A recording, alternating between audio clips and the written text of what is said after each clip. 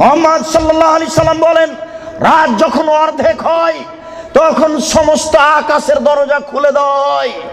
যে ব্যক্তি আল্লাহর কাছে প্রার্থনা করে তার প্রার্থনা কবুল হয়ে যায়।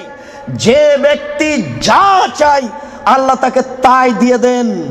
যে ব্যক্তি বিপদে পড়ে বলে আল্লাহ আমাকে বাঁচাও, আল্লাহ তাকে বাঁচিয়ে দেন। ইল্লাল বাগিন বে ফারজেহা, তবে যার জেনার সম্পর্ক আছে তার কথা কবুল হয় না। এই ছেলে, তোমাকে আমি কঠিন ভাবে বলে যাচ্ছি, তুমি বক্তব্যের সাথে মুনাফিকি করো না। এখান থেকে উঠার আগে মোবাইলে যত মেয়ের নাম্বার আছে তুমি কেটে দিয়ে উঠবা। জিন্দেগিতে কোনোদিন কোনো মেয়ের সাথে গল্প করো না।